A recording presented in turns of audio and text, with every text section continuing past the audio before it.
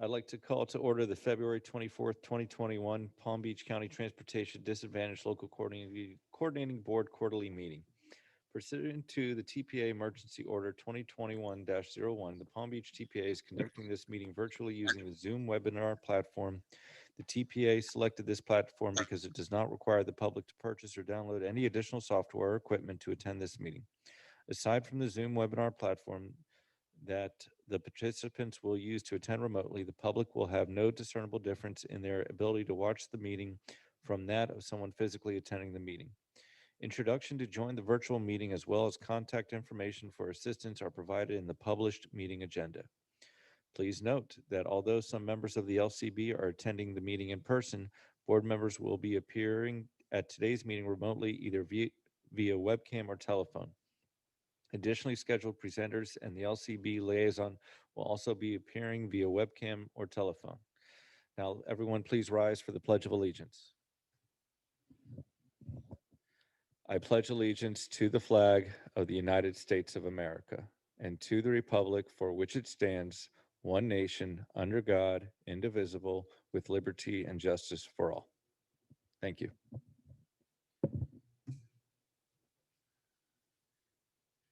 May I have a roll call, please?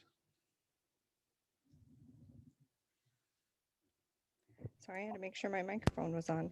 So before I call the roll, I want to remind members present in person to unmute your microphones by pushing the button on the base prior to stating your name, and then those attending virtually, please unmute your microphones. And alternates, please let me know if you are present on behalf of one of the representatives. Mayor Stephen Grant. Present. Angela Choice. Present. Jeannie Chrisman. Present. Elisa Kramer is excused. Wen Dang. Here. Elsa DeGoy is excused. Marie Dorsman. Here. Robert Goodman. Here. Maria Hernandez.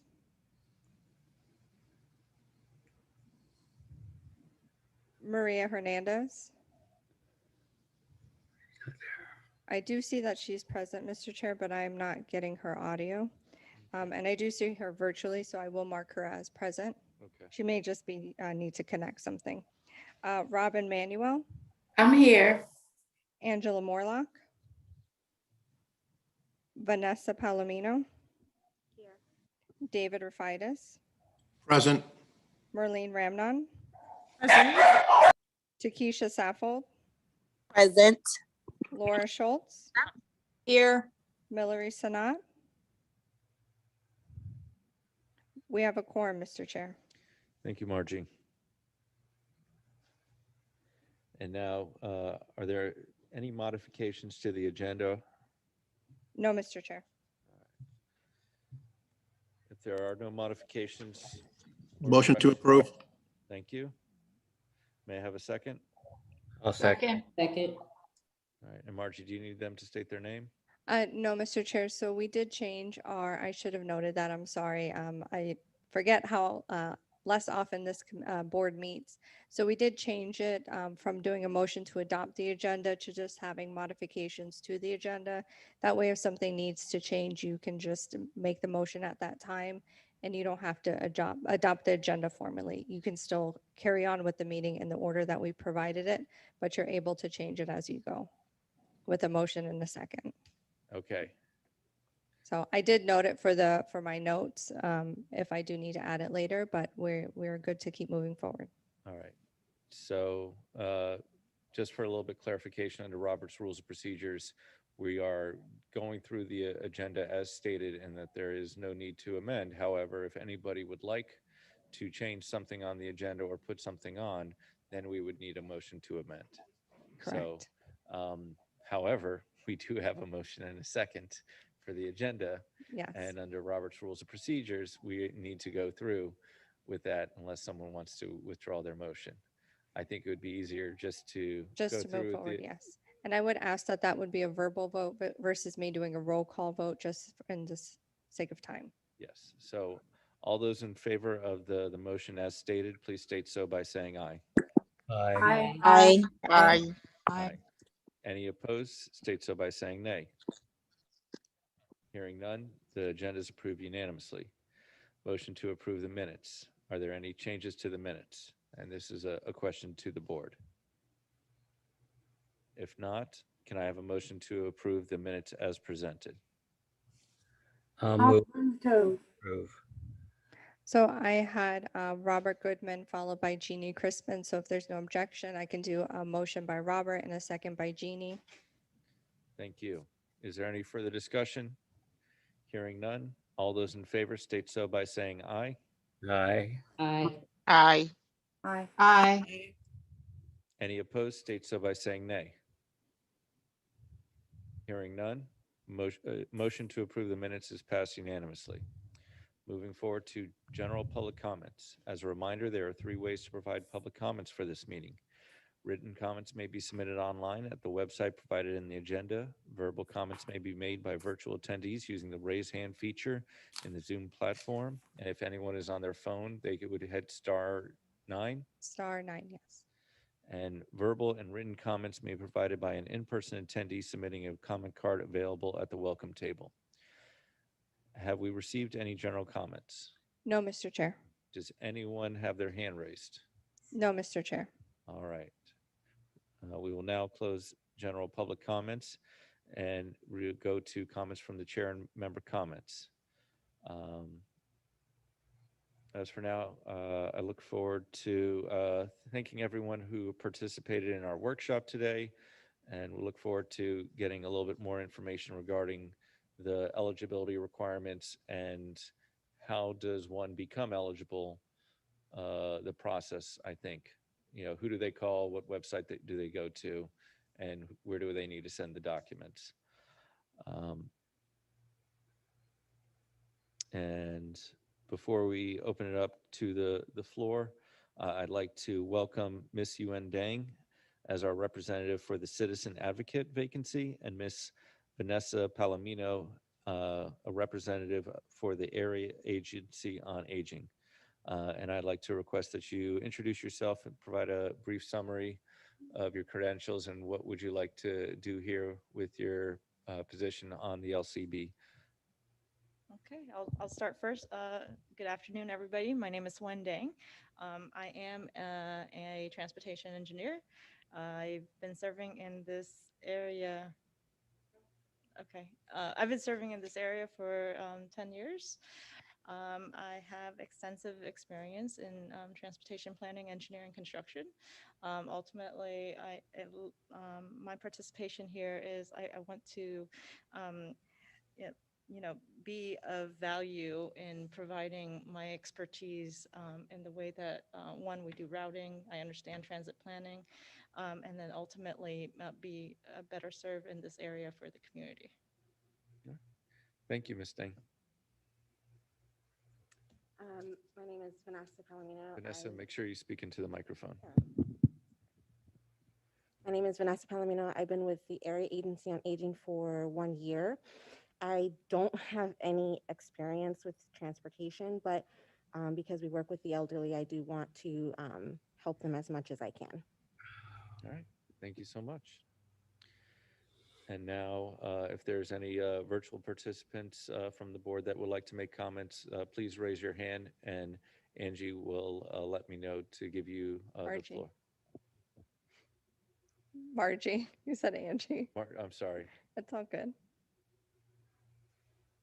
And then Mayor, previously for this board, you did have me do a roll call to make it easier for the members. Would you prefer that I do that? Or do you want to go with the raised hand option? Well, let me ask you this. How many people have their hands raised right now? 0. Okay, so if someone would like to have a comment, please raise your hand. I know, or Otherwise, I do have it noted for you that at the end, we can also take member comments as well. okay. And so if no one has a comment now, we'll most likely do the roll call at the end of the meeting to Okay. discuss anything that we like to make a comment on at this meeting. So we'll move forward and go to our LCB liaison report. So I invite Ms. Kelly Peterson to review the LCB liaisons report.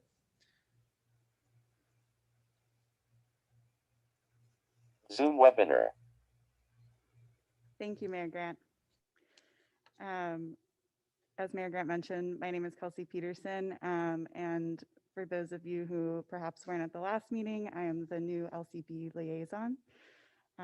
So to start off, the Florida Commission for Transportation Disadvantaged will hold a public workshop on Thursday, February 25th from 2 to 4:30 p.m.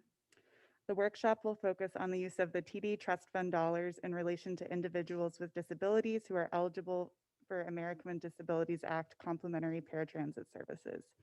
And for more information, you can visit ctd.fdot.gov. Next, March is Florida Bicycle Month. So the TPA encourages local governments and partner agencies to host events to promote bicycling and bicycle safety. And for more information on that and to view a calendar of events, you can visit walkbikepalmbeach.org. There is an upcoming webinar called The Inclusive Design of Autonomous Vehicles, a public dialogue webinar. And this webinar will discuss accessibilities for passengers with mobility disabilities, specifically methods and technologies for entering and exiting autonomous vehicles. The webinar will take place on March 10th from 2 to 3:30 p.m. For more information and to register, you can visit accessboard.gov/AV. There will also be a CTD Innovation and Service Development Grant webinar coming up, and that will be hosted by the CTD and the University of South Florida Center for Urban Transportation Research. They're hosting a training webinar for eligible grant applicants on Thursday, March 11th from 2 to 4:30 p.m. So please save the date because there will be more information coming soon.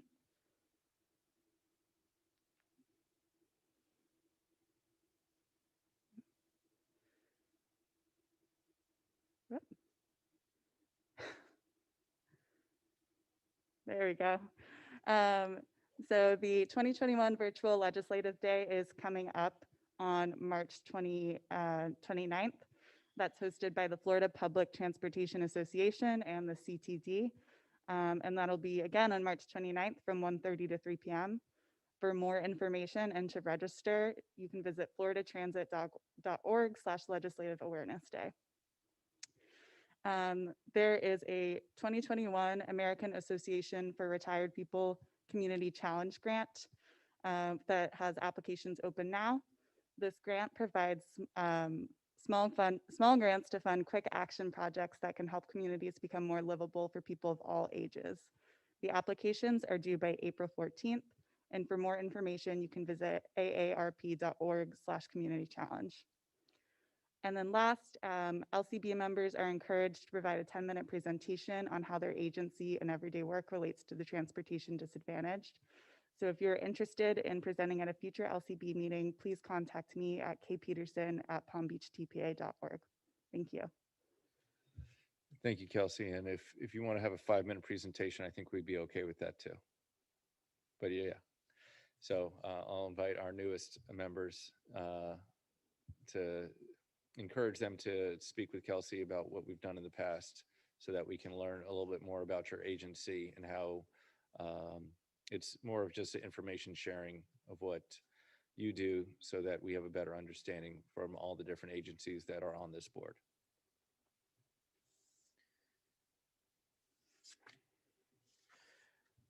Now we're on to action items. Motion to appoint a representative to the South Florida Regional Transportation Authority Americans with Disability Act Advisory Committee. The SFRTA ADA Advisory Committee is an advisory committee to the governing board that addresses disability issues in the Tri-County area as it relates to Tri-Rail. Is requesting the Palm Beach County LCB to designate a representative and alternate to serve on this committee. Kelsey, you have a presentation? I do, yes. I think staff is pulling that up momentarily. 1.2.25 Zoom webinar. Okay. So this presentation is on the South Florida Regional Transportation Authority Americans with Disabilities Act Advisory Committee. And we discussed this item at our October meeting, but deferred it so that members who were interested in being nominated could be present. And since it's been a few months, I have just a few slides to give a brief refresher before we get into the nominations.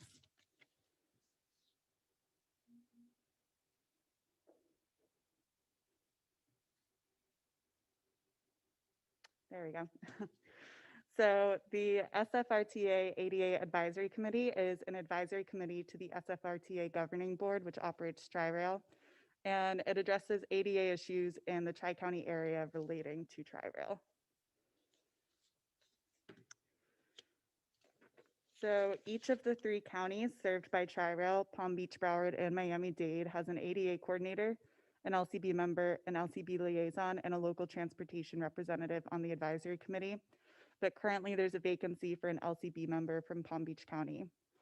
So we are looking for a representative and potentially an alternate to serve on the ADA Advisory Committee as the LCB representative for Palm Beach County. And prior to last meeting, I believe that Angie Murlock and Takesha Saffold had both expressed interest. So we wanted to give them a chance to speak about their interests. And that is all I have for my presentation. Thank you. All right. And so now I'll call the board to see anyone who would like to express interest on this board meeting. And when does this board meet? So I'll let Lou take that one as the chair. It doesn't meet often. We met yesterday, but it's every maybe 3 months or 2 It's months. It on a depends. quarterly basis or on an as-needed It's- basis? During COVID, it's been a little messed up. Normally, it's by every other month. Okay, so 6 times a year. Yeah, about that. In Okay. case anything comes up. We also usually do a Tri-Rail station assessment too. We go to one of the stations and we're there with an ADA expert that they hire, and we go through the whole station, which is actually kind of a cool thing. But Oh. yeah, it's kind of neat. That is interesting. So we can maybe do Boynton Beach and I invite you. look forward to getting those results, yes. So now I'll ask if there is anyone to unmute their microphone and state your name and stating you would like to be on this board, and after we hear from all the nominations, we'll vote for the person and then an alternate. Mayor Grant, I just want to note for the record that I did not receive any public comments on this item. Okay, thank you. You're welcome.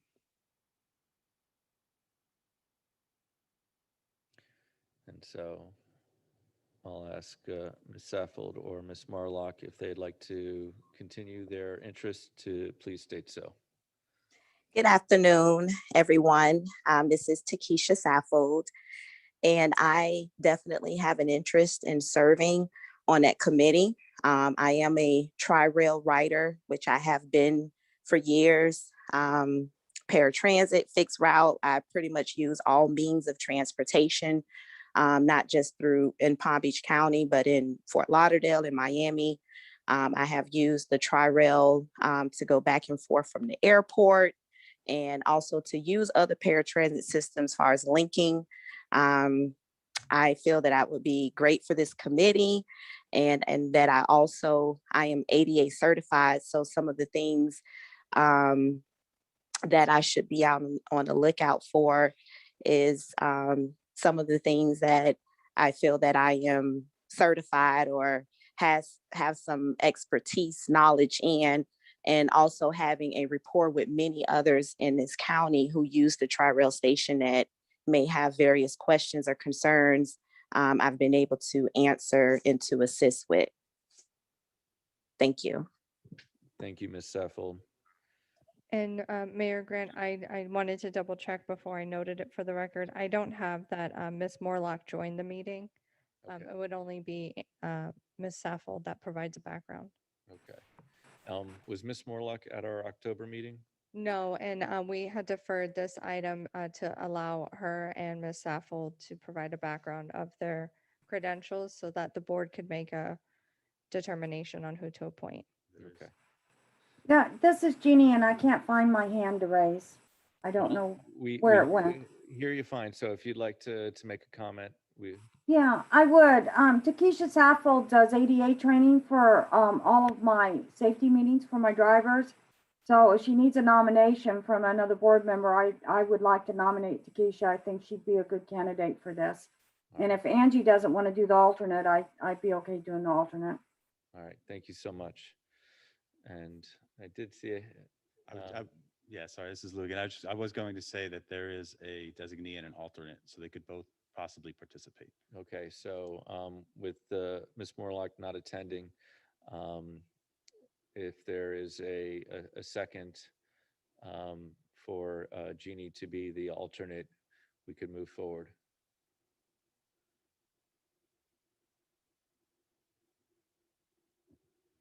Second. Thank you, Ms. Dang. And so now I'll ask for a final time. Is there anyone that would like to be the representative or the alternate? If not, voting will close. And Ms. Saffold and I think Ms. Chrisman will be the alternate. Not hearing any further nominations or interest. The nominations are now closed, and congratulations to Ms. Saffold as our representative to the SFRTA ADA Advisory Board and Ms. Chrisman as the alternate. Thank you so much for the opportunity. I greatly appreciate it. Our Thank pleasure. you. Moving on to our second action item. The Palm Beach TPA as a designated official planning agency must annually review the AOR, Annual Operating Report, and forward comments to the Commission for Transportation Disadvantage, CTD. Palm Tran Connection staff will present the attached Annual Operating Report. I invite Jeremy Baker, Palm Tran Director of Administrative Services, to present this item. Zoom webinar. So Jeremy and I are both going to do it together. So I'll kick it off. Thank you. So Lou Ferry, Palm Tran, and Jeremy Baker from Palm Tran. So understanding the AOR, the Annual Operating Report, or AOR, provides a financial.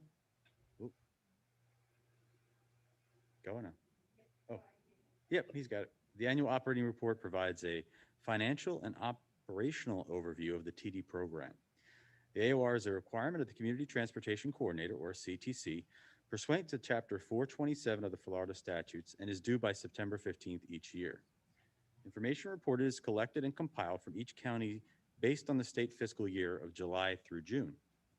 Information is collected to generate a statewide operation profile of the Florida Coordinated Transportation System, evaluate certain performance aspects individually and as a whole, and create a summary of performance trends statewide. The state AOR is completed by the Commission of the Transportation Disadvantage, or CTD, on January 1st each year and delivered to the governor, legislature, and commission to substantiate the need for additional funds. So they take the AOR from each CTC, and then they compile that into one state AOR, which is then used to, and they present it to the legislature, and they use that to determine what's going on in the state as far as coordinated transportation. So we, in your packets, you received the actual AOR. So, right, Kelsey, they had the snapshots from the actual AOR that was presented this year. Excuse me. We also compiled something to show you the last 3 years. Jeremy will take that. So being the financial person, I get all the number issues all the time. So looking through this, instead of trying to go through the item that's attached as a backup, I believe Kelsey put this together to try to summarize the salient points of the presentation. But one of the things that stands out when you look at this is there seems to be a dip in 19 for our fixed route trips and then a huge spike in FY20. This comes into one of the nuances of this program because there are two separate parts to the TD program. There's the paratransit trips that we operate and the TD bus pass program. The things that we report on this reflect the reimbursement that we've received from the commission. So in 18 and 19, we are able to recover all of our grant funds solely through our paratransit trips. What happened in FY20 with COVID impacting us for 4 out of the 12-month period is that we sought reimbursement for our bus pass programs. So because of that, it increased our number of fixed route trips significantly. We'll also see this continue on in FY21, but then barring any other changes to the program in FY22, it'll probably go back to normal where the fixed route trips are lower. And then that has a direct impact on the total number of trips. And do you have a point? So tomorrow's meeting is actually going to be discussing some of this on how they determine specialty use. They're going to try and determine the use of the bus passes. The interesting part of this part is if we give somebody a bus pass, it's not considered, a 31-day bus pass is not even considered 31 trips, which is ridiculous. It actually considered 12. It is 12 trips. And the assumption, and I have no idea how they got to that assumption. The alternative is if you can prove to them that the person took more trips, then they will accept that data. However, with our current fare system, we're not able to track easily the number of trips taken by each passenger. So that is another opportunity where our new fare collection system that we're working on implementing, that was funded in great part by the TPA. So we have to make sure that we make that clear each time we say it. But when that new fare collection system, we should be able to better identify the total number of trips on the fixed route system being taken by those passengers. And just real quick, so 31-day bus pass, you have to think that you're going one way and coming back. So maybe at least 31 or at least 60 trips. Well, one of the biggest reasons why they changed it was the smaller counties fought and said that there's too many trips being generated by the larger counties with fixed route buses. So we showed so the TD Commission is constantly, I'm sorry to go off, but I think this is important to talk about. So the TD Commission, remember, it's funded by the trust fund, TD Trust Fund, which really comes from our registration, $1.50 from our registration for motorcycles, boats, and our automobiles. It's shared throughout the whole state. So Palm Beach County, Broward County, Orange County, Hillsborough, Miami-Dade, we get the vast majority of the amount of money. Now, of course, we have more population and we have more trips. Well, the smaller counties have always fought to say there's an urban versus rural problem in Florida. Now, we have transportation with our fixed route buses. We have our own transportation, the money that we put in as well. So here in Palm Beach County, we have a lot of options. If you're in some Sumter County way up there, they don't even have fixed route. They don't have much. So they might have to still go to dialysis to another county. And that TD is what really pays for and was created for those that are transportation disadvantaged. They don't have any other option. So it's a constant fight between urbans and rural. So because we were generating so many trips, because we're counting our 31-day bus pass as more than 12 trips, so to speak, it caused the formula to have more money go towards those big urbans. So tomorrow is going to be a pivotal thought process as well to see how we can really capture that. And again, with our new fare system, we'll be able to show, look, we can pull these numbers and show that there's more than 12 trips, which will actually draw more money down to our county. Okay, and I have a question. Is it done equitably in the sense is that it's not by the county vehicles or boats registered? It's everybody, state of Florida only has one pot and then it's distributed 67 ways, not each county getting 167th. Right. So they have a formula, and it's all it's about the amount of miles that you take, the amount of trips, the population, all these different things in this one formula. Try and figure out how they break up it's about $67 million, I think it is. Maybe Sean knows, but I think it's right now the trust fund is around that amount. Okay. And it's broken up really where a lot of the larger urban counties are getting the money. Smaller counties don't get as much. Right. There's some counties that have less than a 50,000 person population. Exactly. But, they're the, 100 square miles or more. So it makes it that much more difficult.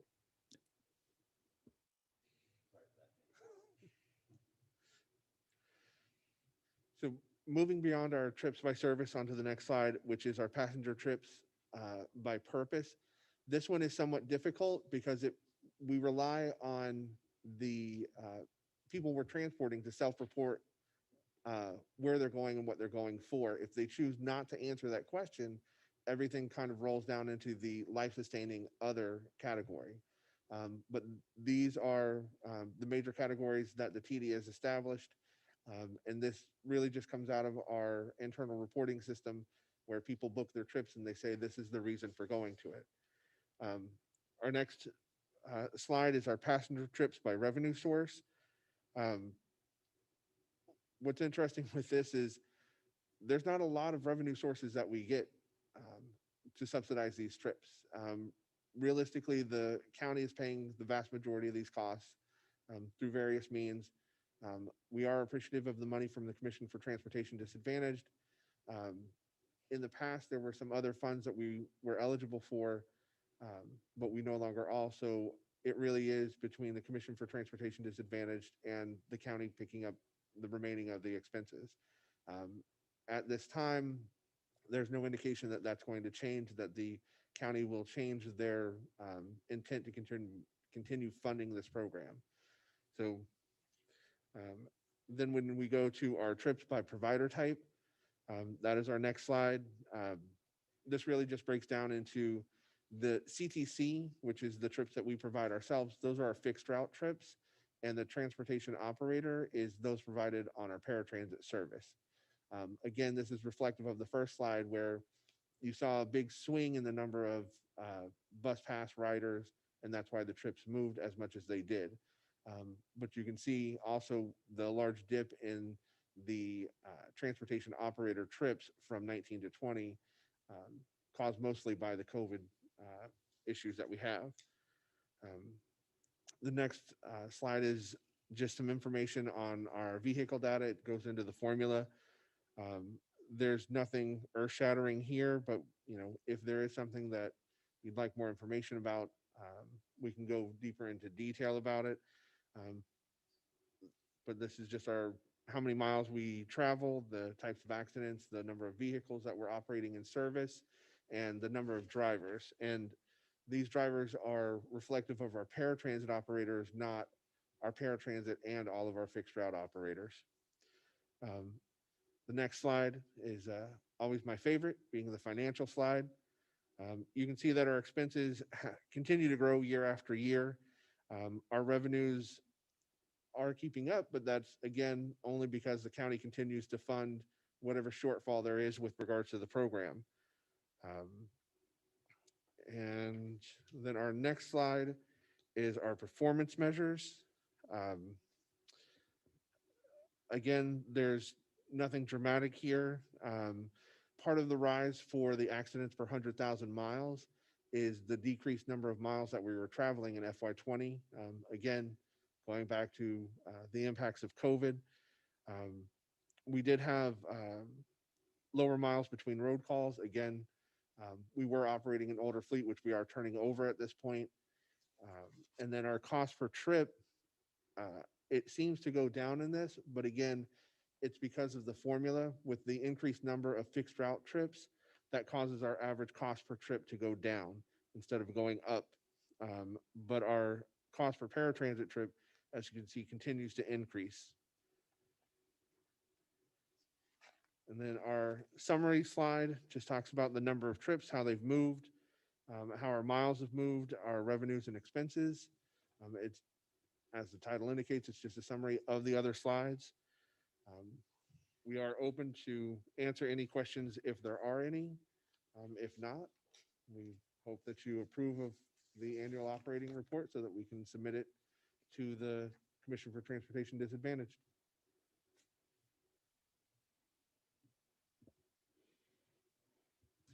Mayor, I have a question. Yep, thank you. For Jeremy. I'm looking at your cost per paratransit trip that has increased over the past 3 years. Can you tell me what's the average trip distance for? I will defer that question to Mr. Ferry. Okay. The average trip length is usually right around 10 miles. I have it for January. Let's see real fast. The average trip length for January was 9.32 miles.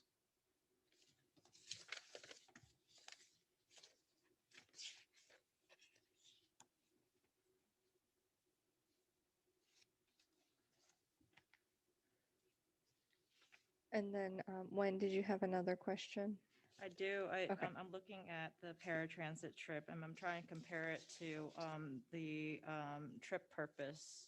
Just trying to understand because the increase is significant. You're talking about more than 25%. See if we can get more ridership, then we can get that number down to help with ultimately your numbers, right? So I'm trying to figure out where can we do better. Each day, we continue to try to answer that same question. Um, Currently, some of our greater challenges are on the paratransit side because of social distancing requirements. We're having a much lower passenger per hour efficiency rate than we have in the past. It is difficult not being able to multi-load multiple parties onto a single vehicle, and that drives it down. The same on our fixed route side.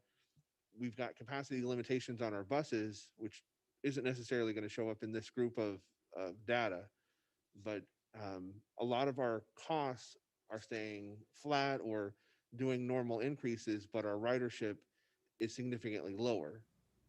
So it causes all of our ratios to skyrocket, which in our next presentation we're about to do for our transportation disadvantage rate model, it'll become very clear the impacts on that. And if I may, Mayor, real Grant? quick, Mayor, Yes, Lou. you got to remember with TD too. So transportation disadvantage program is throughout the county, which means there's a lot of really, really long trips. That 9.9 miles per trip is low compared to the TD trips because the transportation disadvantage trips, mostly they originate outside of the core area of the ADA. So they're the Loxahatchee to Bocas, the Pahokee to Boca, the Jupiter to Boca, that maybe out west that they don't have service, or they're longer trips. The TD trips tend to be the longer trips. The ADA trips tend to be closer because they're within that core area or 3/4 of a mile of the bus route. Mayor, And I just want to know, Robert, I do see that your hand is raised, but I was giving Ms. Dang an opportunity to ask her questions. I'm done. Okay. So I do have Robert with his hand raised, Mr. Chair. Yes, I'd like to give the floor to Mr. Goodman. Lou, what kind of accidents are those, and were there any injuries to passengers or drivers? We have some major accidents, but not many throughout the year. Most of them accidents. And Jeannie could talk about this, Jeannie Christman, if she wants to hop in, but most of them are drivers hitting fixed objects. Hmm. So they're backing into poles, they're backing into mailboxes, maybe within their own parking lot hitting things. As far as major accidents, we might have one every couple months. But the amount of miles that we're doing, we're close to 1 million miles a month. So it's actually amazing to me how we're not in more accidents. But An accident like the one I was involved in last year, what happened? What's the process for reviewing the driver and reviewing what happened to in that accident? So normally when there's an accident, pretty much of any source, we have the providers actually have a video system, and then we have our own video system with our cameras. So we'll review the cameras, and we'll determine what happened, whether it be we got hit because someone ran a red light, or if the driver fell asleep, things like that. So we review everything and write a very comprehensive review of it. We actually have to send any major accidents to FDOT, Florida Department of Transportation. We have to send them to the TD Commission. So there's an extensive look into what happened. Thank you. Yep. Thank you, Mr. Goodman. Do we have anyone else with their hand raised? No, Mr. Chair. And for the record, I do not see anybody, I'm sorry, I don't see any members of the public with their hands raised. All right, thank you. And so if there's no further comments from the board or from the public, I'll ask for a motion to accept the AOR. Motion to accept. And I'll move to accept. And do we have a second?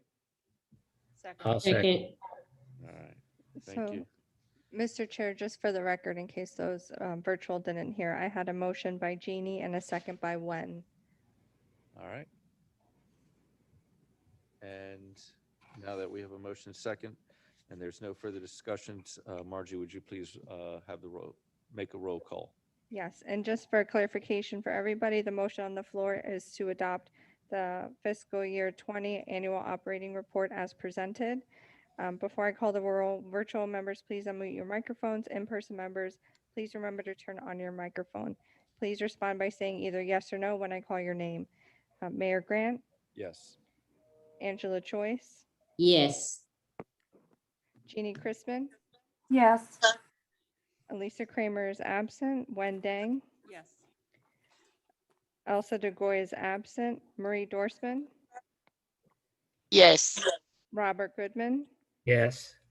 Maria Hernandez, Yes. Robin Manuel, Yes. Angela Morlock, and I'm still showing her as absent, Vanessa Palomino, Yes. David Rafaitis, Yes. Merlene Ramnon, Yes. Takesha Saffold, Yes. Laura Schultz, Yes. Mallory Sanat. Yes. It passes unanimously, Mr. Chair. Thank you very much. Our next item is information items. Oh, I'm sorry, Mr. Chair. We do have another action item. Oh, I don't know I'm if sorry. it got. I was looking at. So now we are moving to approve the fiscal year 21 transportation disadvantage trip rates. Palm Tran Connection staff will present the attached proposed Webinar. TD trip rates for fiscal year 21 and provide an explanation of how the rates are established and why they have changed. I invite Lou and Jeremy to present this item. Thank you, Mayor Grant. It's a little odd because it has some wonderful notes written on this, and they've been discussed several times through the other presentations. So please indulge me so that I don't go too far off. But a brief description on the, if we move on to our next slide. There we go. The TD program was established by the Florida Commission for Transportation Disadvantaged to provide opportunities for transportation disadvantaged citizens to obtain access to transportation for their daily living needs when they're not sponsored by other organizations for those needs, those sources being federal, state, or local funding sources. Some examples of other funding sources might be Medicaid or the Department of Senior Services. We establish these rates on an annual basis as a requirement from the Commission for Transportation Disadvantage so that we can be reimbursed for these trips under the TD grant program. This rate has to be approved by you, the local coordinating board. These reimbursement rates that we use for the TD grant program are established based on budgeted expenses less revenues divided by the number of projected trips and according to the direction that is provided by the Commission for Transportation Disadvantage. So they set the way that we have to do it, and we just really put in our numbers, and whatever it comes out, and that is our rate. In the past, we have provided trips far in excess of the number necessary to fully recover the grant dollars that are allocated to us. This past year, though, was the first year that due to the decrease in ridership, we were not able to fully recover the grant funds.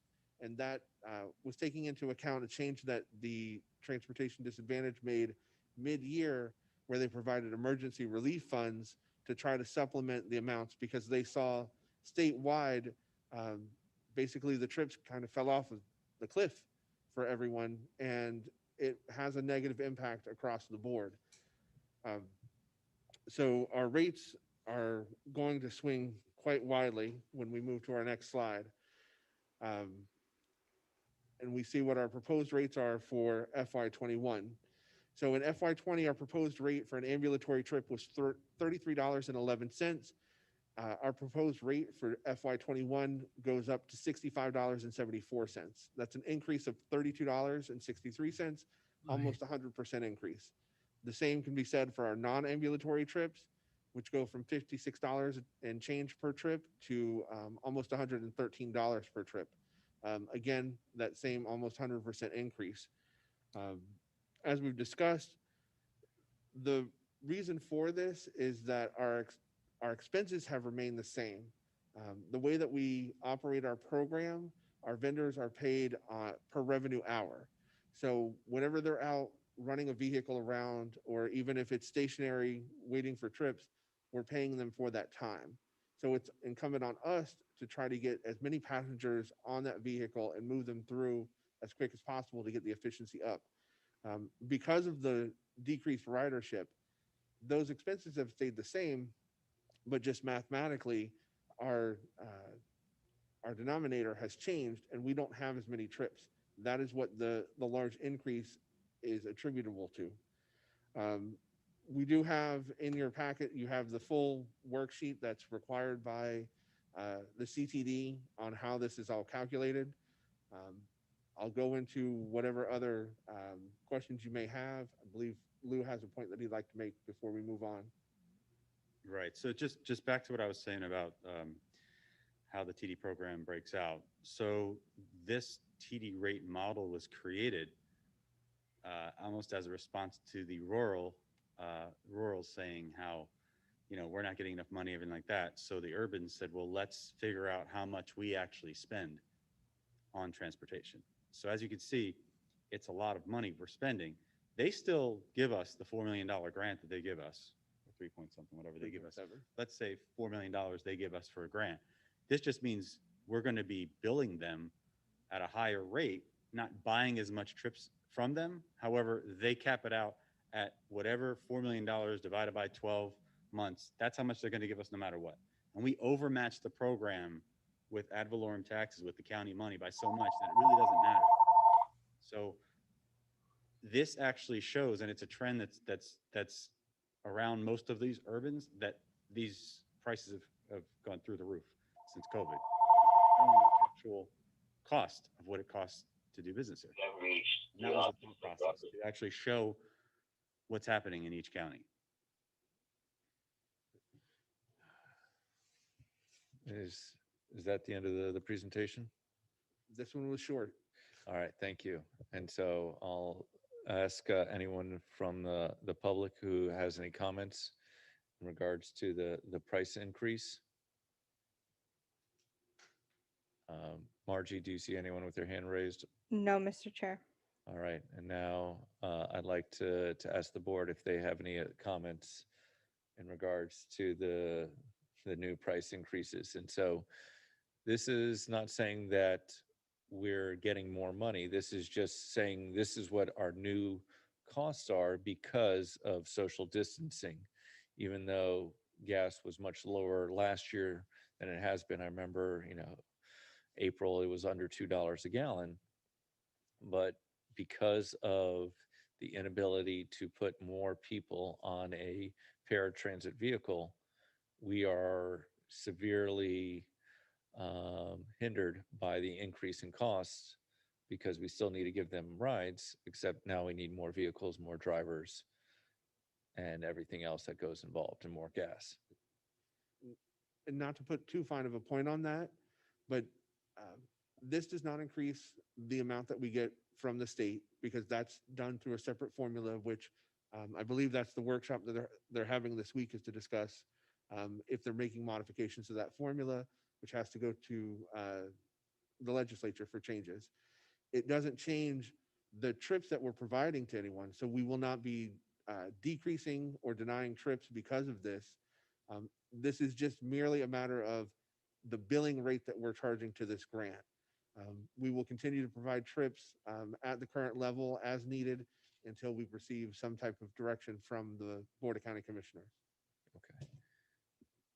And I'll ask the board if they have any questions. So please raise your hand. And if you're in attendance, please let me know. So Yeah. I don't see any hands raised at this time. Thank you.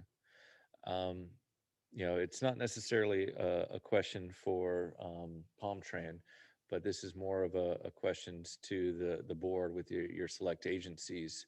Part of the traveling disadvantage is the income requirement. And we have been shown a spotlight on the digital divide that I'm sure is pretty apparent, with most of the people who are writing only have a phone and not necessarily signing up online. Um, in my city, I'm trying to work with nonprofits so that we are able to get refurbished or used electronics and teach the disadvantaged how to use that, because like you saw with some of the needs is necessarily um, life-sustaining activities, which includes going to the grocery store. There are certain programs available now um, that can provide people food, as if they have access to letting the people know through the internet that they need food. In addition, there's the telemedicine that is becoming a huge service. And so people who have Medicaid or Medicare now being able to use telemedicine can go see a doctor without requiring Palmtran connection to take them. This is not the work of this board to solve that issue. It is the work of more or less the individual members of the board to work together to solve this issue, because we are making sure that everyone has access to transportation. However, that would go outside of our scope to determine electronic internet and electronics. So this is something that if you'd like to discuss with me outside of the board meeting, I'm happy to discuss, because um, knowing that there are other solutions, it's point. But we have, in the history of the internet, we're going on almost 30 years that I'm aware of, we really haven't reached out to the disadvantaged communities to get them involved, and now's the time. So I'd like to thank Palmtran for showing the actual costs of what it takes for this system, for this service that we provide in Palm Beach County. I'd like to thank the Board of County Commissioners for funding it as much as they do. But to think that the county is going to be able to find more money each and each year, including any sort of social distancing, or what we don't necessarily know what the future is going to hold. So I'd like to thank you for hearing me speak about this issue. And if there are no further comments, I'll have a motion to approve the current price trip rates. So move. Thank you. Second. All right. And seeing no further discussion, may I have a roll call, please? Yes, so the motion on the floor is to approve the fiscal year 21 TD trip rates as presented. I had a motion by Wen and a second by David. Before I call the roll, again, virtual attendees, please unmute on your end, and in person, please turn the microphones on with the base button. Mayor Grant, Yes. Angela Choice, Yes. Jeannie Crispin, Yes. Elisa Kramer is absent, Wen Dang, Yes. Elsa DeGoy is absent, Marie Dorsman, Yes. Robert Goodman, Yes. Maria Hernandez, Yes. Robin Manuel, Yes. Angie Morlock is absent, Vanessa Palomino, Yes. David Rafaitis, Yes. Merlene Ramnon, Yes. Takesha Saffold, Yes. Laura Schultz, Yes. Mallory Sanat. Yes. It passes unanimously, Mr. Chair. All right. Thank you. Now we are moving on to informational items. 2.5. For fiscal year 21, the Community Transportation Coordinator evaluation will occur March to April 2021. Findings and recommendations will be presented at the May 26, 2021 LCB meeting. LCB members are requested to participate in the CTC evaluation process. There is no backup for this item. However, I believe we do have a presentation. Yes, thank you.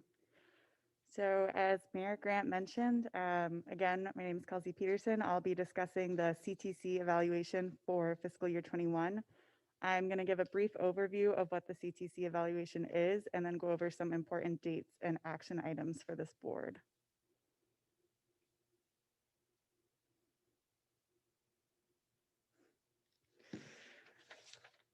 All right, so every year the LCB reviews the CTC in order to evaluate the operations and performance. And this process is guided by the CTC evaluation workbook provided by the Commission. And in addition to reviewing and analyzing data on operations and performance, a main component of the evaluation is surveying the riders and beneficiaries, and when relevant, purchases of services and contractors. This process kicks off now actually with this meeting, and it will go through April. And then I will present findings and recommendations at our next meeting on May 26th.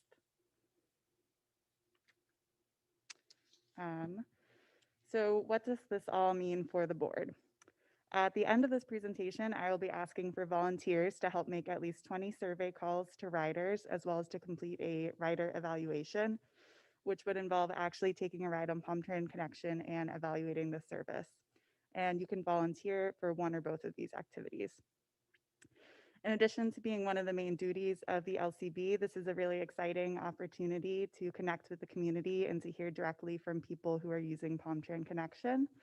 And then to not just listen, but to also be able to take those stories that they share with us and to use them to learn and to improve the service. So I hope that for those of you who are able to volunteer, that you will take advantage of this opportunity. Similar to last year, we will have an online and a phone version of the survey.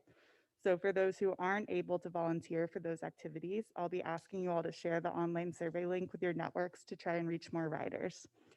Then at the May meeting, the LCB will review the workbook for any errors and provide general feedback before it's finalized.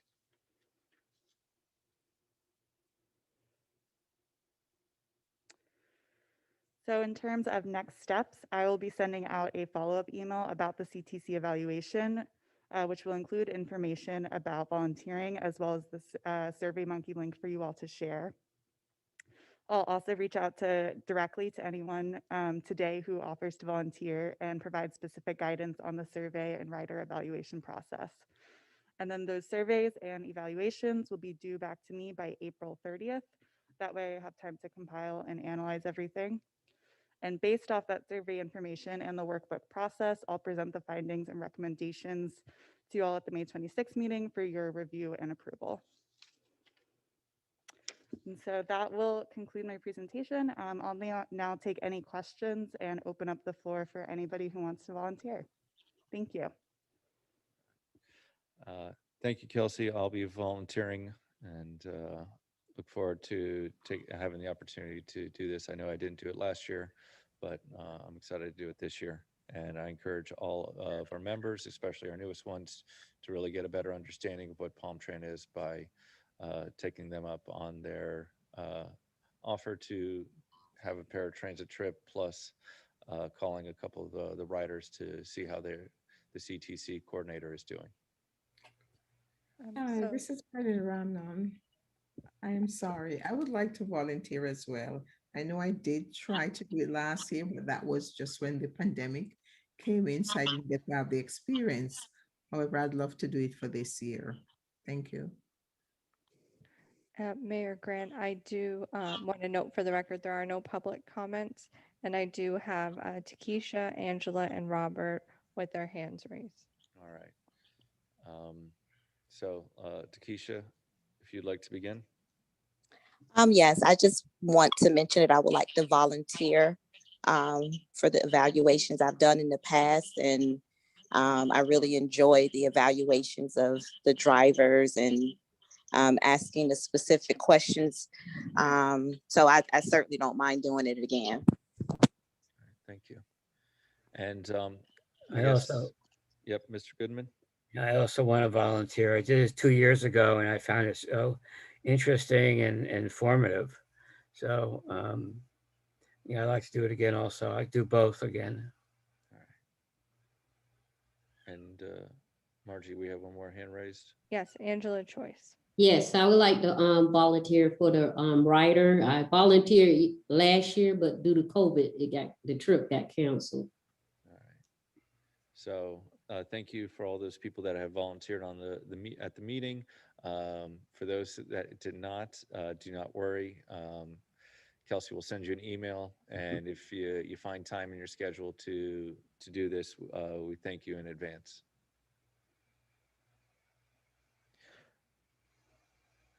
Our next item is the CTC update. Palm Trend staff will provide an update, and the presentation is attached. All right, so I guess that's for me. This is a New new start webinar. for Palm Trend. So first slide, if you want to move to that one, is the Palm Trend service update. We went through a lot of these already, but I'll just go through it quickly. If you have any questions, just let me know. So as it is right now, fixed route continues on an enhanced Saturday schedule with regular boarding and alighting practices. The number of people on board fixed route continues to be limited to no more than 20 passengers. All fixed route buses, as I said before, was been equipped with operator safety doors and the quantum securement system for wheelchairs. The Go Glade service continues to operate as a dial-a-ride system. It used to be a flex service. Now it's a dial-a-ride service in which the rider can call and directly get the trip to their destination. That's actually the only mode on our service right now, the Go Glades, which is out west. That's actually seen an increase in ridership. Next slide, please. Palm Trend Connection continues to provide regular service. Our OTP has averaged over 95%. Passengers per hour is a little over 1 per trip. So at this time, I looked at some data. At this time last year, it was about 1.6. So you can see the difference between not as much multi-loading. The average weekday ridership is over 2,177 passengers per weekday. We were at 3,700 last year. Just to compare that to our neighbor south, Broward is actually at half the amount that they did last year. So they're at about 1,500, 14 to 1,500. So we're doing actually more passengers than them as well. And Miami-Dade's around 3,000 when they're usually at like 8,000. The amount of routes on the road are about at 75% the regular daily total to achieve that social distancing and keep the drivers working. Now, again, we're not doing 1 trip per passenger anymore. We do have sometimes we have to multi-load just because we're having more trips. So if people are going in the right direction, same direction, we are multi-loading at this time. Next slide, please. So other activity buses are thoroughly cleaned each night and periodically throughout the day at predetermined locations by an outside vendor. Masks, gloves, hand sanitizers, wipes, and additional PPE have been distributed to frontline workers and continuously is given to them. Daily temperature checks, and when possible, employees are working remotely if they can. Connection efficiency projects. So this is the eligibility phone interviews that started pretty much last week. I'm going to go off on a little tangent here because you had asked about the eligibility process. So if I could take an opportunity to explain it a little bit more. Okay. So the eligibility process before this was a registration process. So we would have an application. The applicant would fill it out. There'd be questions about, can you use the fixed route? You know, if the fixed route had service around you, could you use it? And then there was a medical form where they'd sign off on the medical form. And this is mostly for ADA, for the Americans with Disability Act, which is the reason why someone would become eligible for the Americans with Disability Act is they have a disability that prevents them from using the fixed route bus. Okay, so all of our buses are ADA accessible. All the fixed route buses, they have the buses have ramps. The buses actually kneel. So anybody that has a disability theoretically could ride the fixed route bus. However, if you have a disability above and beyond that you can't access it, whether it be a mental disorder or you know, maybe there's not an accessible bus stop in your area, and for many, many reasons. But the registration process was pretty much, if the medical verification was signed off on, we stamped it as a yes. Well, that's not really efficient. That's a registration process. So what it is now, and what is changed to become, is more of an assessment for your need. What is your need? So you're not automatically, just because someone's visually impaired doesn't mean they're automatically a Palm Trend Connection rider. We can ask them, you know, do you live near a bus route? Where do you usually go? Well, I really only go to Publix and the library. Well, you know, the Publix and the library are along the same route, right in front of your house. So, you know, we're going to do an initial assessment where we ask them questions to see if we even need to send them an application. Okay, so we're not sending everybody an application now. And then from there, we'll ask more questions about what their needs are, because maybe they can ride the fixed route. Or maybe they only need to ride Palm Tran Connection, which is the door-to-door transportation, at night because they could see during the day. So we're not trying to deny transportation to people, but we're really trying to figure out what their need is. And we found that those that actually need it are going to get it. Okay. But those that are just signing up just to get a little card so that they can ride the bus for free, they're not going to be able to do that anymore. We have in our old process, we would process over 400 applications a month. About half of them never rode on Palm Tran Connection. All they did was get a card, which enabled them to ride the fixed route for free. So it doesn't really make any sense. So we have a program where you have to have a disability that prevents you from using the fixed route bus to become Palm Tran Connection eligible. And then if you want to ride the fixed route bus, we'll give you an ID to ride the fixed route bus. But the thought process there is if someone's riding Palm Tran Connection and you go to Walmart and you can take the fixed route bus to Walmart, but take Connection on the way home, you just saw how much it costs for us, so that we just saved, $40, so to speak. So if someone is using Palm Tran Connection then can use the fixed route bus, that works for us. Someone that has never touched Palm Tran Connection obviously does not have a disability that prevents them from using fixed route bus. So this new process is for new applicants only. It doesn't affect anyone that is actually on the Palm Tran Connection system right now. And right now we're slowly moving into it. This process, it's going to be a little bit longer. We're going to have more interactions with the riders and the potential riders, which is actually a good thing. It could be that, did you know that, May Voland is down south? Maybe you can use May Voland. Maybe you can use a different means of transportation. It doesn't always have to fall on Palm Tran Connection. So it's more of that education. We also hired a new outreach representative, which is Nicole Fincher-Sheehan, who's in the audience right now. She's going to help with travel training. So we are going to allow people that can ride the fixed route. We're going to help them learn how to use the fixed route. She's going to be out there letting our citizens know when it's safe to go out there. But right now she's doing a lot by the phone and all that. So if I may, does anybody have questions about that eligibility process right now?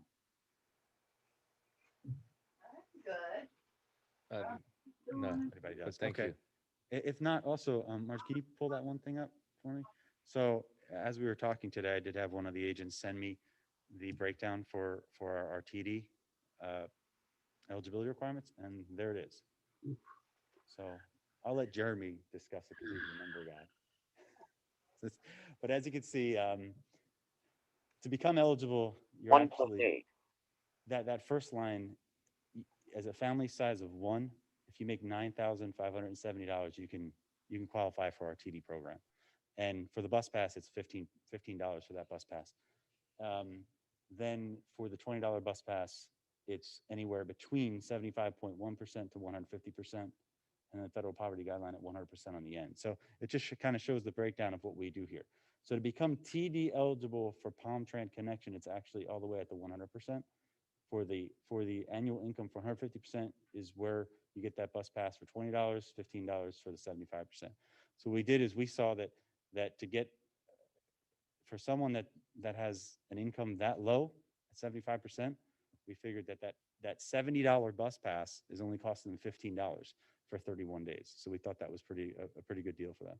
So it's heavily subsidized, but we know that their income level is so low. Now, the biggest thing with the TD program that's kind of crazy is that if anyone betters their situation, for lack of a better term, falls out of this category, every year we recertify them. Unfortunately, they get a job, they no longer qualify. So you have to then take into account how they would get to where they need to go.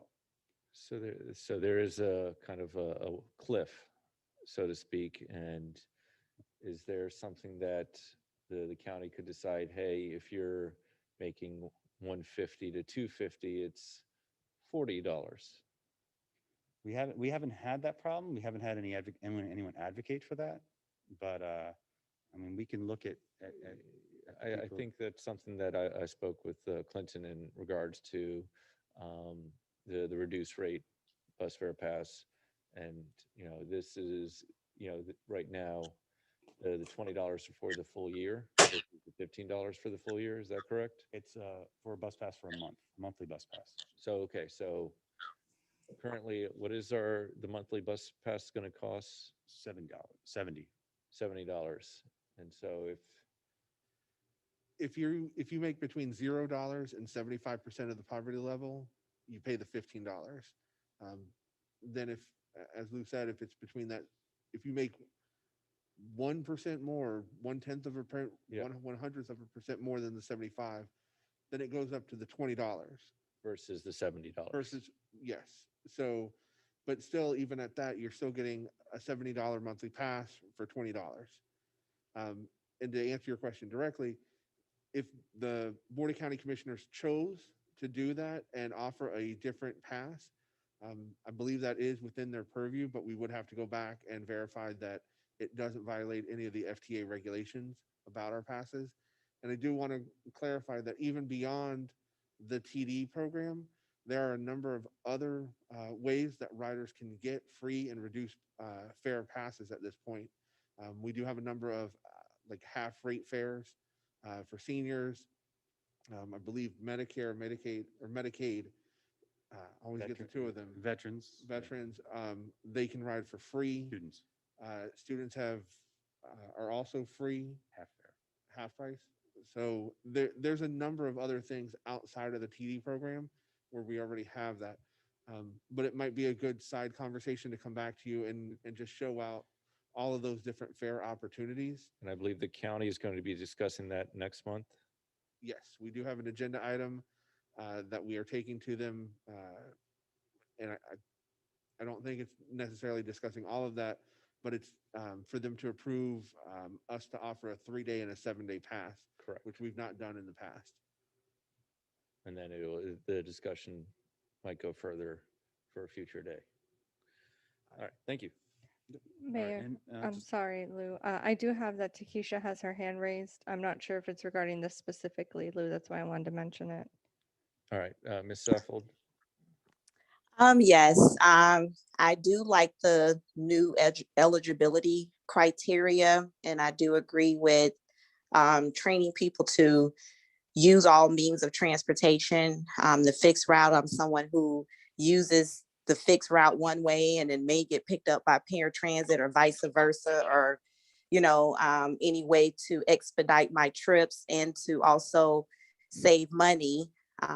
So I think that doing that is a great idea. Now, I know that this new eligibility criteria is for new applicants, but for those who are currently using the paratransit, well, I wouldn't say using it, but they're eligible to use it, but they're not using it.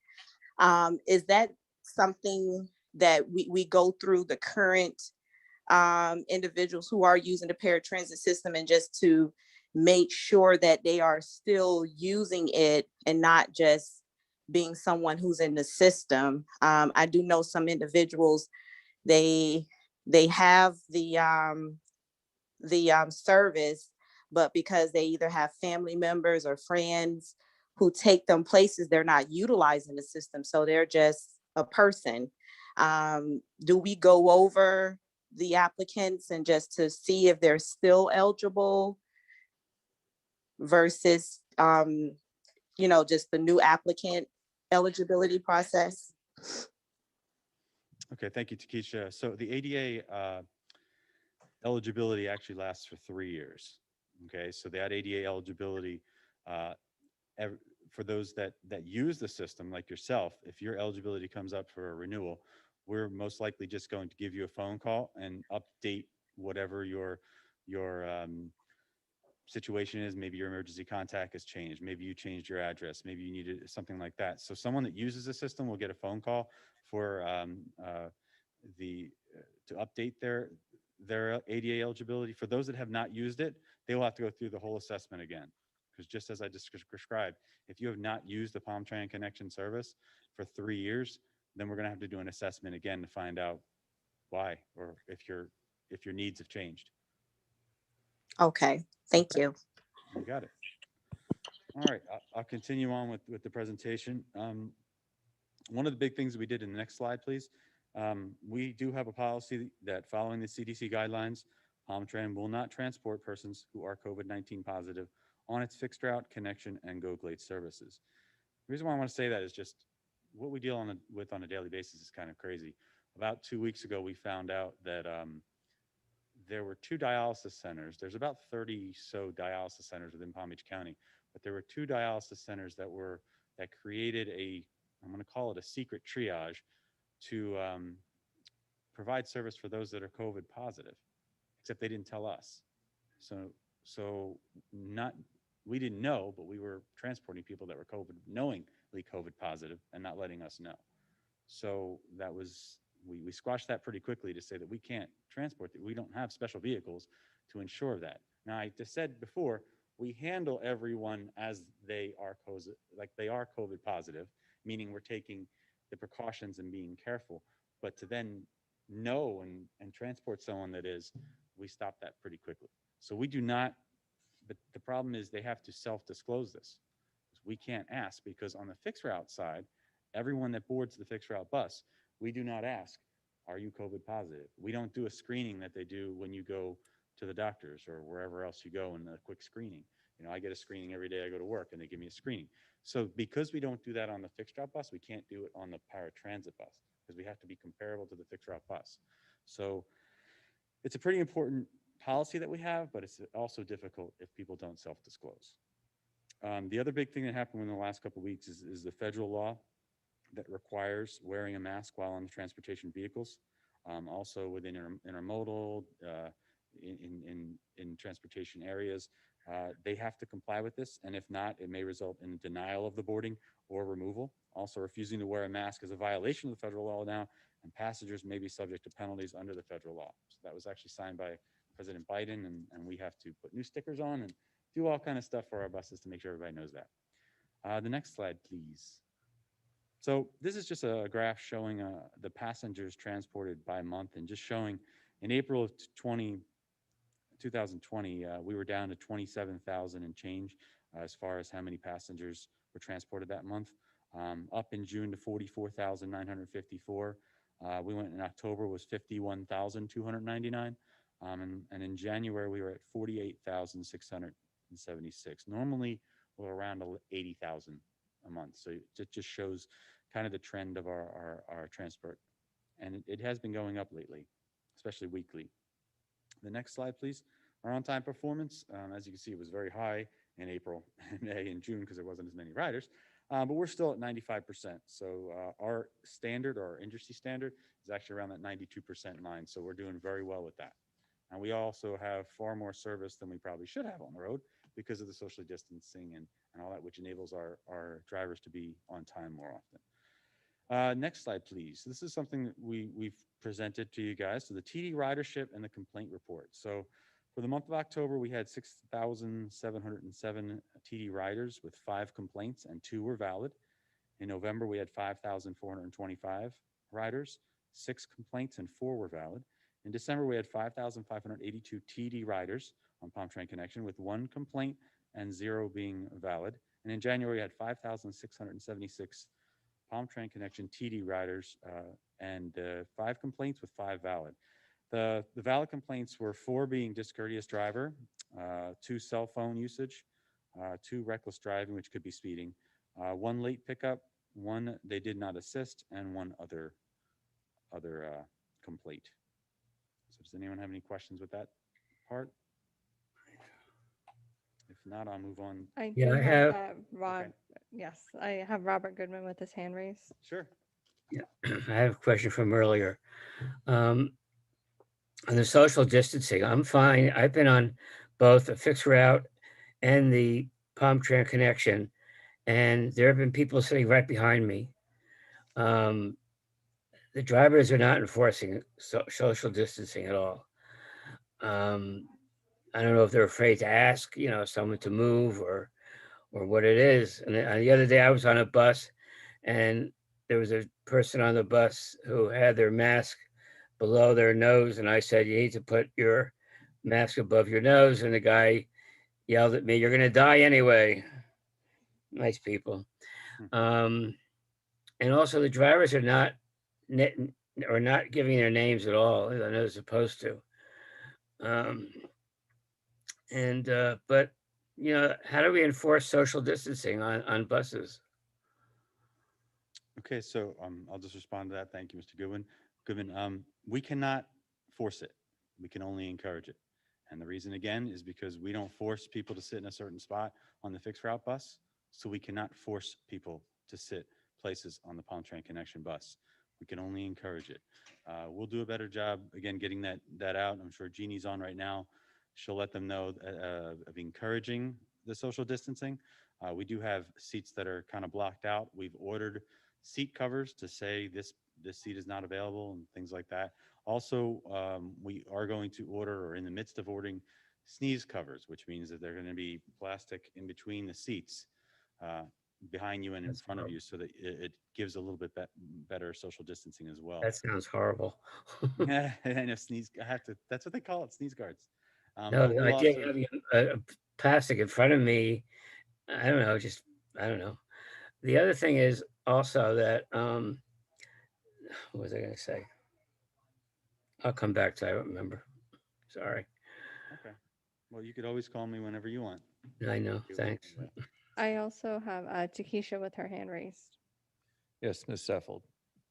Yes, my question is, I know that there are some riders who are medically excused. They have a medical clearance to not have a mask on for whatever reason. Are those individuals being transported by themselves, or is it still a shared ride with an individual who has a medical clearance to not wear a mask? So yes, there is a mandate, or according to that mandate, there can be someone that not wearing a mask because they cannot wear a mask. We do not put them on their own vehicles. No. So just for full disclosure here, again, this is public transportation.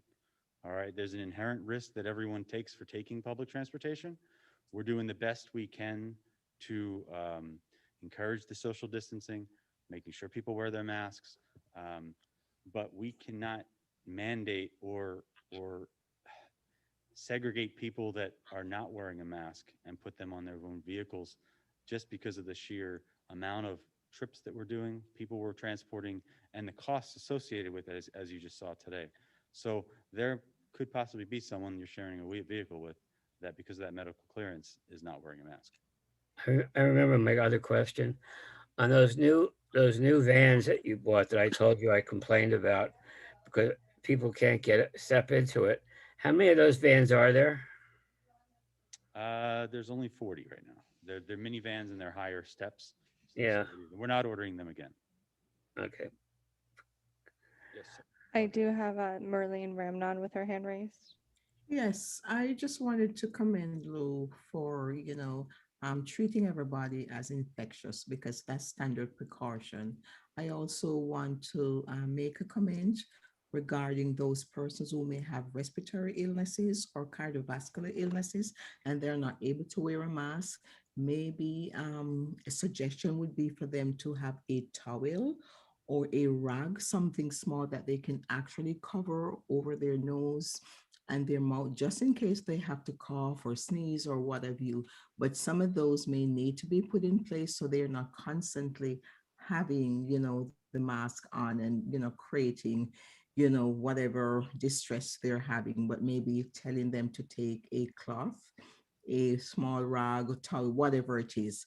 But those should be some other measures that probably should be placing somewhere inside the vehicle or on the outside so they're aware as well. Thank you. We actually allow face shields.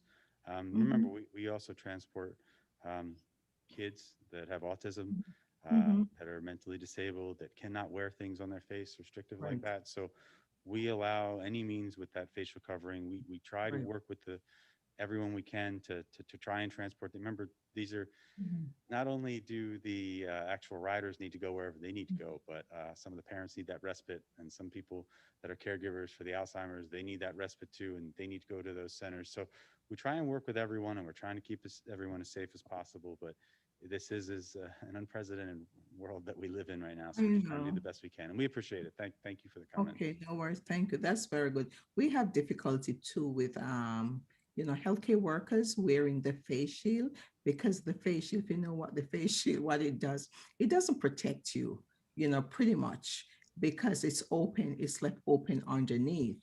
Now they're making some different types where you have the goggles and you can extend it a little bit more below your chin, but it still does not protect you like how the mask would. But, we do the best we can, but we have to continue to educate, even our own LK workers, so if we're educating them, can you imagine what we have to do with the public? Neither are handkerchiefs. We're doing the best we can. We all are. So thank you very much. We'll try and get through this quickly because I know we have something else going on too. So the next slide is for the 2020 CTC evaluation, just trying to close out responses to that. For this general question, this finding was the complaint process. We have, just like the slide previous, we've given you those complaints for the TD. Next slide, please. So the next finding was coordinating PalmTrans fixed route and tri-rail transfers and everything. As I alluded to before, we actually have an outreach coordinator, and we also have a mobility coordinator on the fixed route side. They've begun to prepare the trainings and workshops for customers to transition from paratransit services to fixed route. So now we actually have 2 actual hires that are going to help with this. Before we did not. So in addition, there is a PT stat team dedicated to promote ridership on fixed route. So they also would like to get as many people on fixed route as possible. One quick tangent on that is our fixed route ridership is really it's in dire straits right now. Those people that have not taken trips on our fixed route, we don't know if they'll ever come back. They might have found a different way to go. So we need to get a little creative on how we're going to deal with the fixed route. And again, we're only allowing 20 people on each trip there. So we're denying some trips, passing up people. We're actually PalmTran Connection is strategically placed throughout the connection, throughout the county, and we're picking up some of those pass ups. So if someone's passed up, we'll take a connection vehicle and we'll help them go on their way. But going forward, it's really going to be tough for our fixed route. And this is industry wide, not only here at PalmTran, but we need to get our riders back as well, because some of them have found other ways to get transported. The next one, please. The answer to this one is that 5310. Hopefully Marie will talk a little bit about that later on in her presentation, but it's not something that we actually do as a CTC. Next one, please. School buses. Again, school buses just cannot be used in the system that we have. With our average trip length of almost 10 miles and the way that we have our county set up, school buses just can't be used within our system. We've tried that. I've been here almost 19 years. We still haven't figured out a way to do it, but we do work with the school system with bus passes for the fixed route. Next one, please. So this one, actually PassWeb is available 24/7 for trip inquiries. The IVR information is taken directly from the client file and the rider's eligibility file. So during those interactions you have in the next month with some of our riders, if they don't know about our PassWeb, or if they haven't used our IVR, whatever information is in their client file is what we're pulling from. So if they didn't let us know that they now use a wheelchair, and then every time we show up for their trip, we don't have a wheelchair on there, it's because they didn't let us know. So they also have to let us know what's going on as well. So we continuously verify that by going through our CERT program. Next one, please. This is a great one. There's holiday service, so that means PalmTran Connection and PalmTran and Go Glades service every day of the year. We had 7 major holidays where we didn't have service. Now we do, so that's wonderful. Next one, please. The career source, I know Elsa's not on right now. We try and work as much as we can to try and help them out. We don't have a specific agreement for career source, but we try and help people get to their employment all the time. So I think we work well together. I know back in the day, we had something where we had an interlocal agreement and we tried to give them bus passes, and it really didn't work out as well as we thought. So we're always looking for innovative things for the career source. Next one, please. Same thing here. We're constantly monitoring all aspects of the transportation we provide. We have the Connections Efficiency Project, like we said, we talked about. We're currently in the process of the first phase, which is the eligibility phone interviews. And we already moved from the 7-day out to 3 days out in November, and we've already seen a decrease in no-shows and cancels because of that. We are constantly looking at our performance. We are performance driven here at PalmTran. I can share with you our monthly operating reports if anybody ever wants. If you want more statistics, we try and we look at all aspects of what we do for PalmTran. Next one, please. Passenger surveys. The key findings here, our responses, the IVR system has a real-time feature. So actually when the vehicle arrives, the driver presses arrives and it automatically sends a phone call to that person saying that they arrived. Okay. Drivers are not permitted to call the client, but as I said, they have that button do an automated call, but also with the Pass Web, they can actually see their ETA and see where the bus is located within 15 minutes before their window starts. And as far as the fare payment, customers can purchase tickets to ride. We are working on a cashless fare system, which hopefully will be available by the end of this year. And that's very exciting for us. So that would be a cashless fare system where someone could take a credit card, put $30, $50 in their account, something like that. And as they use the system, it would be deducted. So we're very excited about that. It's a huge procurement. And it's a huge, we have to upgrade our trapeze scheduling software. So I think from that, I think I'm finished. So if anyone has any questions, I'm here for it. Thank you, Lou. And so do we have any public comments regarding this? No, Mr. Chair. All right. And do we have actually any partner agency updates? Yes, Mr. Chair, we do. If you're moving to the next item. So what I'll ask the board, is it okay if we move forward with the partner agency updates, and then we'll go through a roll call with any questions that we have for Palm Tran before we end this meeting? Mayor Grant, I have to go to another class. So I hope I'm going to get off now. Okay. Thank you. Thank you. All right. So we'll move forward with the partner agency update. End meeting or leave meeting.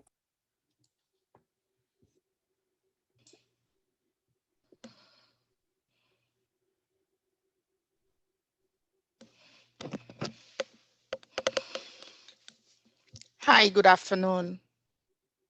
Good afternoon. Hi, my name is Mary Doisman. I am a transit coordinator with the Florida Department of Transportation. And today I'm gonna give you a brief overview of one of the programs that we manage in District 4 and how it is related to the TD program. Next slide. I'm part of the Office of Model Development in District 4, and we have Birgit Orkush, which is our District Model Development Administrator, and Larry Merritt as the passenger operation for the district. Like I said, my name is Marie Doisman. I'm a transit coordinator for the district. Next slide, please. Marie, I'm sorry to interrupt. I think you should actually have control of the presentation. Okay, let's see. There you go. Okay. Oops.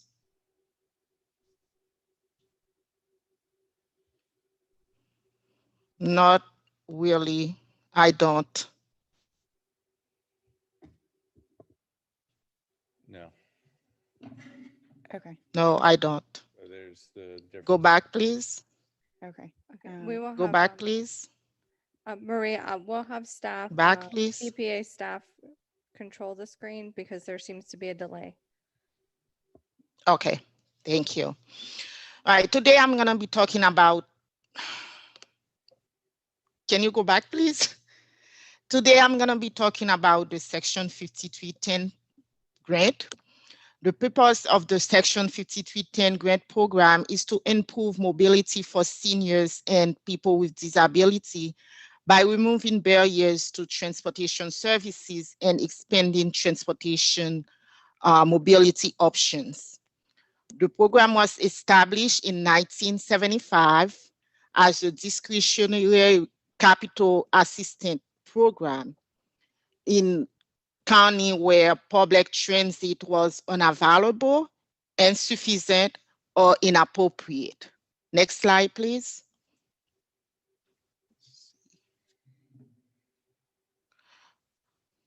It is a federal grant designed to improve transportation for seniors and people with disability. It is a formula grant based on target population. FDOT received the grant directly from the federal transportation agencies. So FDOT is the direct recipient of the grant. We allocate the grants to the agencies, human services agencies, Therefore, those agencies are the sub-recipient. Next slide, please. FDOT works directly with the FTA, and we coordinate with the CTC to reallocate the grant to community transportation coordinators, public transportation agency under contract with the CTCs, private nonprofit organization under contract with the CTC, public agencies under contract with the CTC, and private taxi companies that provide share ride services. Next slide, please. As the recipient and sub-recipient, each one of us has our responsibilities and role. For FDOT, as a direct recipient of the grant, we announce the grant, we review and evaluate the applications, we reward the Section 5310 funding, we provide technical assistance to the agencies, we ensure that all agencies comply with state and federal regulation. As the sub-recipient applying for the grant, they work with collaboration with their respective CTCs. They coordinate transportation services as directed in their application. They maintain the Section 5310 vehicles as provided in their maintenance plan. They comply with all safety and drug regulation. They comply with all state and federal laws. Next slide, please. Eligible project, next slide, please. Eligible project consists of public transportation project that exceed the requirement of ADA, for example, expansion of paratransit services beyond the quarter miles requirement, expansion of current hours of operation for ADA paratransit, incremental costs of providing door-to-door services, acquisition of vehicle and equipment designed to accommodate mobility and that exceed the ADA requirements. Next slide, please. Other eligible projects consist of public transportation projects that improve access to fixed road services and decrease reliance on complementary paratransit. For example, feeder services, building an accessibility path to the bus stop, including curb cut, sidewalks, accessibility pedestrian signal, and other accessibility features. Improving signals, implementation of other technology, improvement of enhanced accessibility, included ITS. Next slide, please. We also allow alternative to public transportation project to assist seniors and individuals with disability. For example, the volunteer drivers program, purchase of vehicle to support new accessibility taxi ride, share and carpool. We support administrative expenses related to new voucher program and transportation services offered by human services providers. Next slide, please. The program funding, we actually fund two types, capital expenses and operating expenses. For capital expenses, FDOT will allow 80%. FDOT will allow 80% of the grant to be FTA, 10% will be FDOT, which is the state participation, and 10% must be a local funding.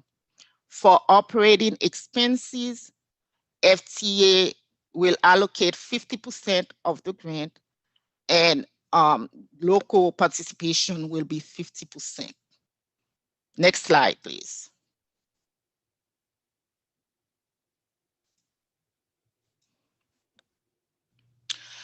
The program timeline is as follows. Late summer, like around July or August, FDOT begins to prepare the requirement documents. Early winter, the agency, we actually hold an annual workshop, and the agency are required to attend that workshop. Late winter, the agency will complete the application and submit the application to FDOT. Around October and November, we notify the agency of their reward, and the funds became available. Service area, we covered Broward County, Palm Beach, Martin, St. Lucie, and Indian River County. Next slide, please. Last year, we were able to allocate $4 million on the 4 UZAs. Miami UZA received 3.3. Martin County received 100,000. St. Lucie received a total of $525,000, and Indian River 232,000. Our focus is to improve mobility, increase access, expand capability, and support the CTC and the transit agencies in their missions. Thank you. Thank you. Any questions? And so I'm going to ask Margie, is there another partner agency update? No, Mr. Chair. So we'll have the board do a roll call. And if there's any questions for PalmTran, our CTC coordinator, or Ms. Dorsman with FDOT, and if there are none, we'll end the meeting. Lou? I just want to say thank you to Marie. She's done a great job with this, and Marie's predecessors before that really didn't work with the counties as well to try and actually get us the money to procure vehicles or do something for us. It was mostly for the nonprofits, and I want to thank Marie for all her hard work, and we really appreciate it, especially Jeremy and the money. We really appreciate what you've done for us as the counties to try and for these replacement vehicles that she's actually given us the funding for. So thank you, Marie. You've done a great job. Appreciate it. Thank you. Thank you, Lou. So Mayor Grant, I can do a roll call. I did want to note for administrative item 4A1, the correspondence letter, there is no presentation from staff, and I did not receive any public comments on that one. All right. So I can so I'd like to do the roll call, and then I'll go through the administrative. Okay. So Angela Choice, Yes. do you have any comments? Oh, no comments. Okay. Jeannie Chrisman? My only comment is to also thank Marie, since my drivers and I are having some of those vehicles, and they really appreciate it, as do our passengers, I'm sure. So thank you all. Thank you. Okay, Wen Dang? Hi, I actually have a question.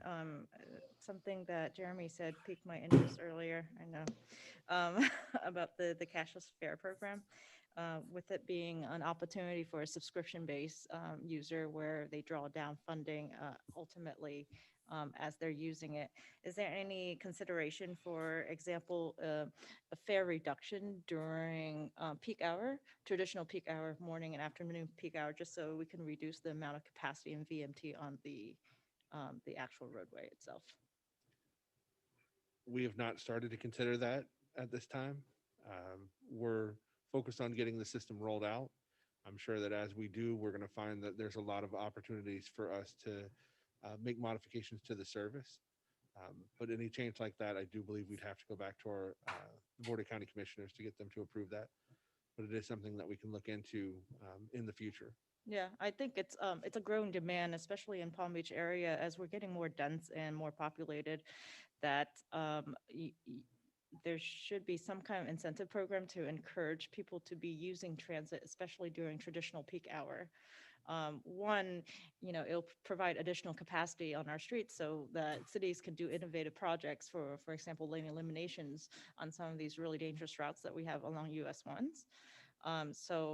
With incentive programs like that, where you incentivize by providing a lower cost to essentially ride transit during those critical hours, could really help with the capacity and the growing demand on the existing roadway network. And I'm sure Lou will attack me for this afterwards when we get back to the office. But there's a little bit of a difference in what we need to do, because on the fixed route side, that's maybe a very valid way to incentivize people to take the fixed route buses. However, on the paratransit side, where we'd also have to do similar situations with the fares, I believe those are some of our most critical times where we're at almost like a crush load on the paratransit side in those peak hours, morning and afternoon, where we don't have enough capacity. That's where we see our on-time performance drop. So we need to almost disincentivize people from taking paratransit, but because we have to treat the two services the same under the FTA guidelines, we might have some restrictions there as to what we can and can't do. And that's why it conceptually it seems like a fairly straightforward idea, but I think once we get into the minutia, there might be some hangups that we have to overcome. Right. And I understand that the demand for paratransit, because it's door-to-door service, right? But ultimately, if you have at 100% capacity, that's how many vehicles that's off of a particular roadway, So from a geometric perspective, it's more attractive, especially for this area. Yes. Next, I have Marie Dorsman. Do you have any member comments?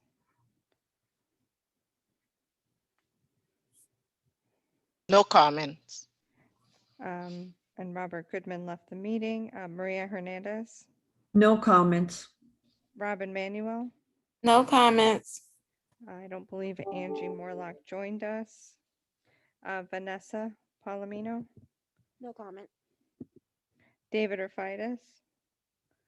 Yes, a couple comments. One is, I think about this has been a very, very informative session for me. A lot of new information that I wasn't aware of, but, and I'm not trying to instigate anything with these comments, but are we looking at how we transport individuals from the jail facilities or the homeless camps or facilities like that?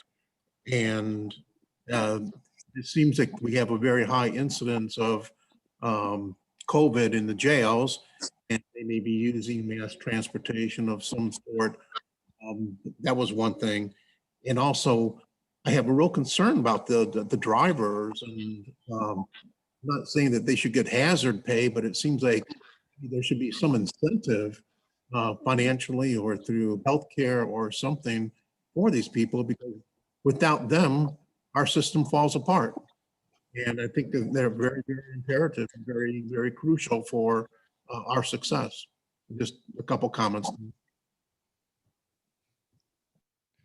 Thank you, David. I don't necessarily know what Palm Trans services are from the local jail.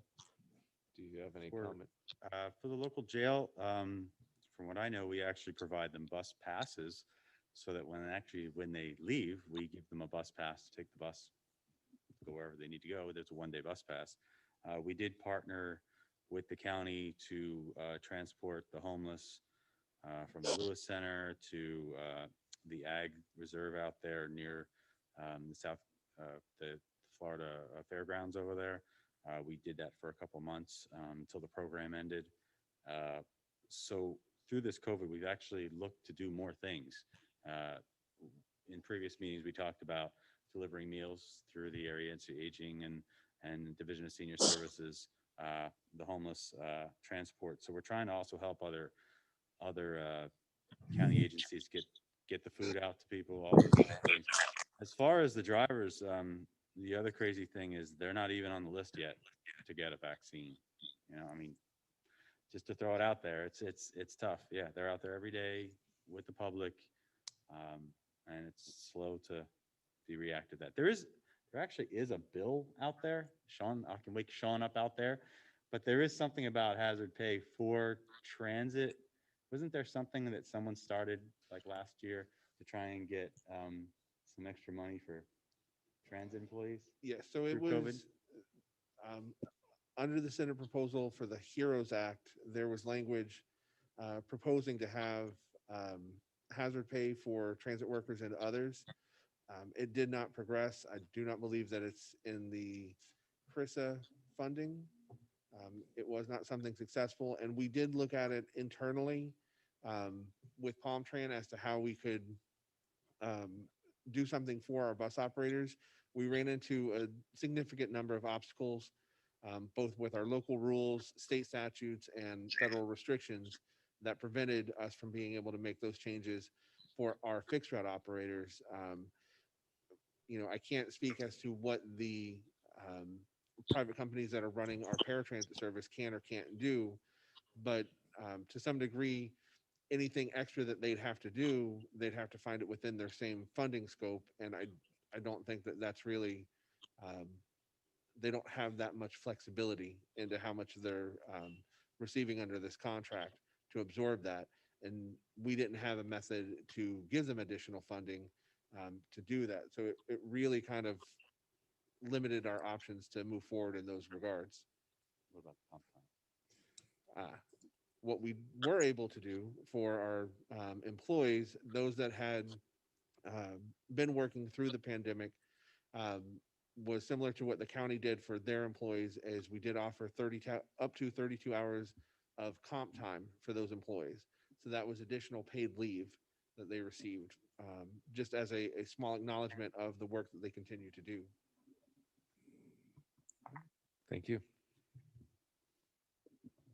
Berlin Ramnon.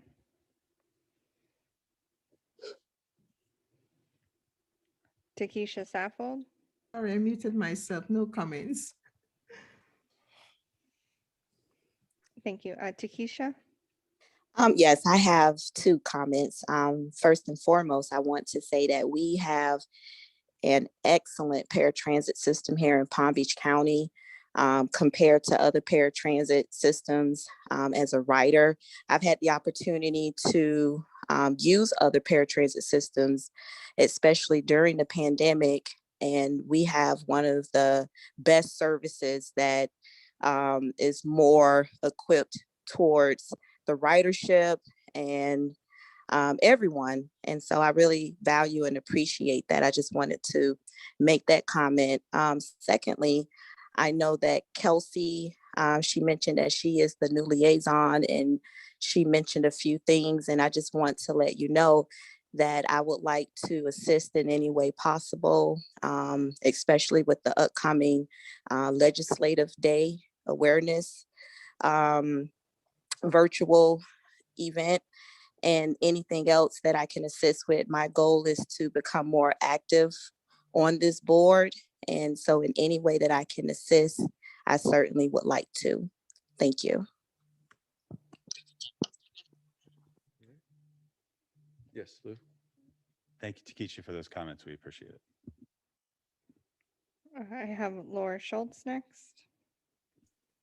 Other than to empathize with all of us on the difficulties of learning to wear masks and having them worn consistently by all people that we encounter, we do a lot of work on teaching students about mask wearing.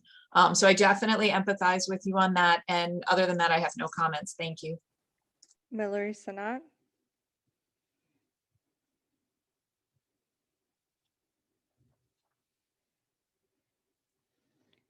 Okay, and then I just have you, Mayor Grant. Again, I want to thank everyone for attending our first meeting for 2021. I'd like to thank our presenters, our new representatives, And as I mentioned earlier, I'm looking forward to work with anyone who wants to end the digital divide for our population that has missed out on the internet over these past couple decades. And that's it for me. Moving on to administrative items, we have a letter to Tomas Boynton rescinding his LCB membership due to lack of attendance. This letter is highlighting Mr. Boynton's membership being rescinded due to lack of attendance. As I noted prior, the citizen advocate position was filled by Ms. Dang. Staff are there, and any public comments? No, Mr. Chair. All right, and would the board like to make any comments? If not, our next board meeting is scheduled for May 26, 2021. At this time, I would invite any additional board member comments, which we already went through. We had the roll call, and now we're motion to adjourn. So moved. Thank you. Adjourn. Second. All right. Second. Meeting is adjourned.